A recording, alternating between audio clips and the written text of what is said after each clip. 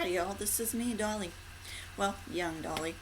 I'm going to read a little story. My mama used to make some stories and made some stories of us and told us stories about different things. Well, these days, we got bedtime stories now. I'm going to read you a story, and I hope you like it. Hope you enjoy it, and we'll see how things go. If you want me to do more of these, we'll have fun. The story I'm going to read tonight is called The Little Red Riding Hood. Here we go. Once upon a time in a cottage, at the edge of the deep woods, lived a little girl and her mother. The little girl always wore a little red cape, and her grandmother made it for her, with the red hood over her curls, so the neighbors called the Little Red Riding Hood.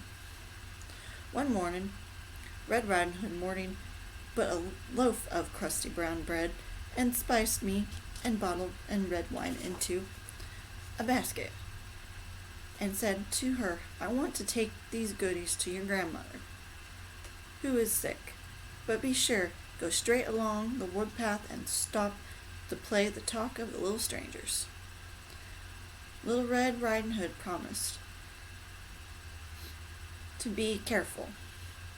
She put her little cape and her hood, took a little basket, off she started. She loved the walk around through the shady woods and green woods. I loved running in the woods every day, especially when I was young.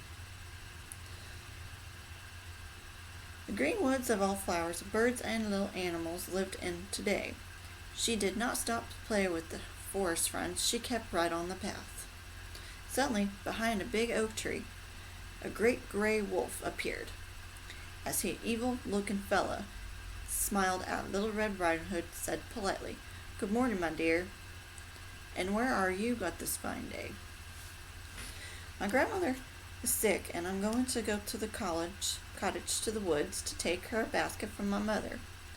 And my mother said, I'm not stopping to play along the way I speak to strangers. Always obey your mother, my dear," said the wolf, eyeing the Little Red Riding Hood hungrily. "Now I do not want to delay you, since you have a long way to go, so good day." With a little bow and a wolf disappeared among the trees, and Red Riding Hood skipping along towards her grandmother's house. The wicked wolf, meanwhile, had taken a short-cut through the woods and reached to Mother's cottage long before Little Red Riding Hood. "Who is there?" called the grandmother. "Who is still in bed?" "Is it I, Little Red Riding Hood?" said Wolf, trying to make her voice sound so soft and sweet. "Come in, my dear," said the grandmother. "Just pull the latch string," for the wolf pulled the latch string and slipped into the grandmother's cottage and ate her up in one big bite. That's one mean old wolf. You know those black bears can be kind of rough, but that wolf was not something you want to mess with. Then we put out the nightgown and the nightcap and climbed into bed. He was just pulling the sheets over the nose when the Little Red Riding Hood rapping on the door. "Who is there?" called the wolf, trying to make his voice so sweet and quavery. "It is me, Little Red Riding Hood," said the little girl. "Come in, my dear," said the wolf. "Just pull the latch string." So Red Riding Hood went and pulled her little basket down on the table. "Now come a little closer, dear," said the wolf. "Why, Granny, what big ears you have!" cried Little Red Riding Hood. "A little the better to hear you, my dear." "And Granny, what big eyes you have!" cried Little Red Riding Hood. "It's better to see, my dear."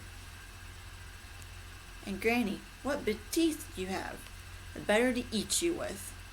Now, that's someone I wouldn't want to get in my house. Snapping in the wolf, the springing Little Red Riding Hood, calling for help, she ran out of the cottage, straight into the arms of a sturdy woodcutter. They stepped into the cottage, where the wind blew and axe killed the wicked wolf. He cut open and stopped Little Red Riding Hood's grandmother's none of worse for her fright.